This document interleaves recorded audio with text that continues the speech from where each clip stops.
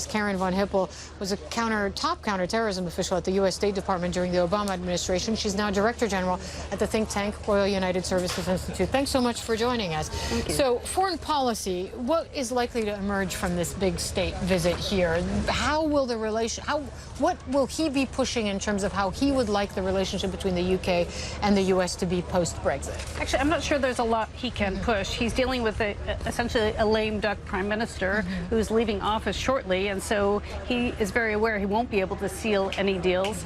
I think they are pushing for some sort of trade agreement with the UK when Brexit happens, but we still don't know when that will happen. Or if it will happen. Right. So I think it's more of a good feeling visit. I don't think it will have a big impact on foreign policy. But he's made some comments about domestic UK politics that have ruffled feathers. Not surprisingly. Not surprisingly, he said that essentially it was almost an endorsement of Boris Johnson when he said, the former UK Foreign Secretary, that he would be a good leader. And also saying Nigel Farage, the leader of the Brexit Party, should handle negotiations with the EU on Brexit. Earlier, he wanted Nigel Farage to be the ambassador to the United States, if you recall. I mean, I think that will resonate with some in this country, but many will find it irritating that he's dipping his hands into domestic politics. I think at this stage, most world leaders and politicians in other countries know what Trump is doing. They understand his unpredictability, and they are just managing it. And so even the Prime Minister's office was saying, when he wanted to visit Boris. They weren't that bothered by it, whereas early on they were much more bothered by it because it was such a break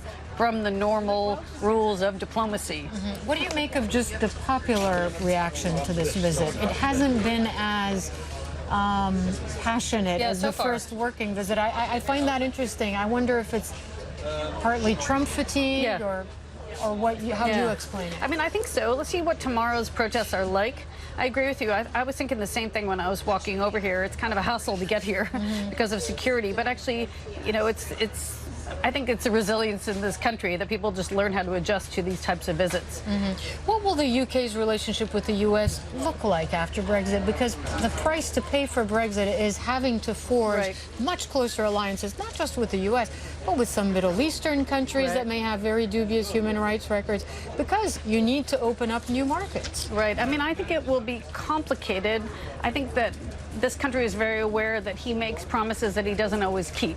And so, yes, front of the queue or back of the queue, they are also aware that he changes his mind all the time. If you look what happened with Mexico, you know, new NAFTA and now potential tariffs on NAFTA. So I think everyone is pretty aware that he's very erratic and inconsistent. And so I don't think they're likely to take promises that seriously. What about Huawei? Because the U.S. is clearly putting pressure on the UK to distance itself completely from Huawei, even though there was some consideration given to using Huawei for parts of the 5G network that were not as vulnerable to security threats. Yeah, I don't think this country has made up its mind yet. I think it's really put China on the back foot, because it's unclear at this stage if the U.S. is trying to maybe block China's rapid advance in technology, or if it is Huawei specific and concerns about eavesdropping and other technology that can be used elsewhere. It's not entirely clear what the motivation is, and I think within the U.S. government, those who know that, it's a very, very small circle. So you may not find the answer by asking some people, you know, inside the embassy, for example. I think it's kept to a very small circle what the plans are on China.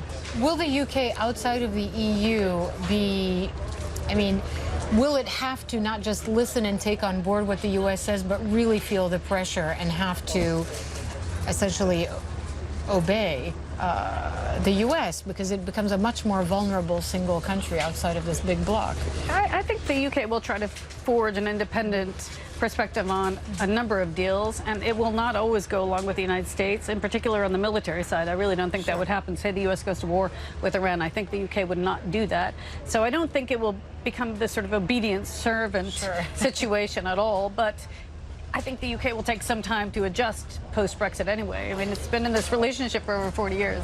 That's true, and there are many areas of disagreement where the UK has said very clearly it's not on the same page. The Iran nuclear deal isn't important. Oh yeah, climate change. I mean, there are a number of areas where the UK has already stood apart. So let's anticipate that global Britain might mean something that may surprise all of us.